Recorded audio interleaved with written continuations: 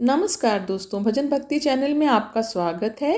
Video में आज सुनेंगे भोलेनाथ और कृष्ण कन्हैया की अद्भुत कहानी। तो चलिए कहानी शुरू करते हैं। एक बार पार्वती मैया ने भोले बाबा से कहा कि मुझे अच्छा नहीं लगता, सब लोग कहते हैं कि तुम्हारा पति कुछ करता ही नहीं, तुम बैठे रहते हो, कुछ काम करो।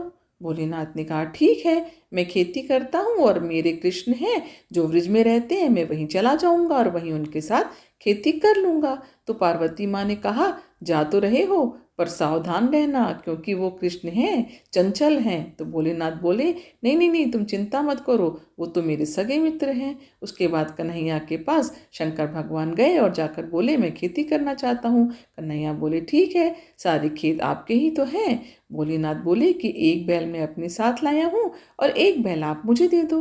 कृष्ण जी बोले इतने सारे बैल हैं, इनमें से कोई भी ले लो, या सारे आपके ही तो हैं। शिव जी बोले देखो कृष्ण, मैं ऐसे नहीं करूँगा। तो कृष्ण जी बोले तो फिर कैसे करोगे? तो शिव बोले कि आपकी खेती, आपके बैल हैं, मैं तो सिर्फ मेहनत ही करूँगा, तो मैं चाहता हूँ कि तुम्हें भी कुछ मिले और कुछ मुझे भी मिले। तो कान्हा जी बोले ठीक है, नीचे नीचे वाली खेती मेरी और ऊपर ऊपर वाली फसल आपकी। शिव जी ने कृष्ण जी की बात मान ली और उसके बाद शिव जी ने बीज बोए, पानी दिया, पूरी मेहनत करी और फसल जब हुई तो नीचे नीचे वाली कन्हैया ने ले ली और ऊपर ऊपर वाली भोले बाबा को दे दी।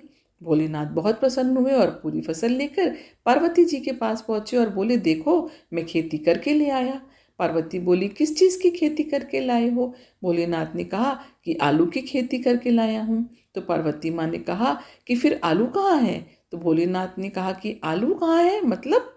पार्वती ने कहा मतलब कि आलू कहाँ गए?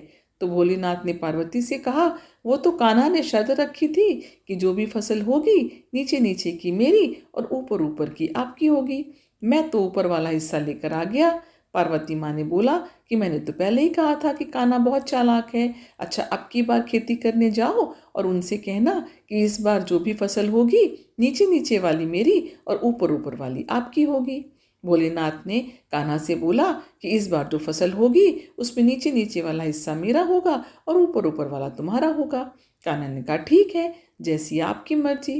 फिर शंकर भगवान ने बीज बोए, फिर पूरी मेहनत करके फसल उगाई, पूरा अच्छा प्रयास किया और फसल बहुत अच्छी हुई। जब फसल पक गई तो भोले बाबा ने नीचे नीचे का हिस्सा रख लिया और ऊपर ऊपर का हिस्सा कान्हा जी को दे दिया। उसके बाद पूरी फसल लेकर भोलेनाथ फिर से पार्वती जी के पास गए और बोले देखो इस बार मैं नीचे नीचे की फसल ले आया। पार्वती बोली किस चीज़ की फसल है? भोलेनाथ बोले बाजरा की। पार्वती बोली फिर गड़बड़ कर लाए। इस बार तो भोलेनाथ बोले अब मैं क्या करूं?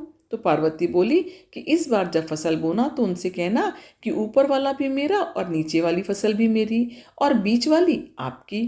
भोलेनाथ वापस आए और कान्हा जी से बोले कि इस बार ऊपर वाली भी फसल मेरी और नीचे वाली फसल भी मेरी और बीच वाली आपकी। कान्हा जी बोले ठीक है। फिर वही सब हुआ। भोले बाबा ने पूरी मेहनत करी। जब फसल तैयार हुई तो बीच वाली कान्हा को दे दिया और ऊपर वाली और नीचे वाली फसल लेकर भोले बाबा पार्वती के पास पहुंचे। पार्वती को इस बार बोला कि तुमने पार्वती जैसा कहा था मैंने बिल्कुल वैसा ही किया, ऊपर वाली और नीचे वाली फसल मैं ले आया और बीच वाली मैं कान्हा को दे आया। फिर पार्वती ने पूछा कि क्या बोया था? तो भोलेनाथ बोले मक्का बोई थी। पार्वती बोली मैं जानती थी कि आपके बस की कुछ भी नहीं है। उसके बाद कन्हैया आलू, बाजरा, मक्का सारी फसल लेकर पार्वती मैया के पास पहुँचे और बोले ये भोले भंडारी हैं, इनसे कोई काम ना करवाओ। तो ऐसे नटखट कृष्ण कन्हैया हैं और ऐसे भोले भाले हमारे भोले भंडारी हैं। एक बार प्रेम से बोलिए बांके बिहारी लाल की जय, भोले भंडारी की जय। आशा करती हूँ ये कहानी आपको पसंद आई होगी। यदि अभी तक आपने चैनल सब्सक्राइब नहीं किया तो कृपया करके सब्सक्राइब कर लीजिए। इसे अपनी फैमिली और फ्रेंड के साथ शेयर भी करिए। भगवान की कृपा आपके ऊपर हमेशा बनी रहे।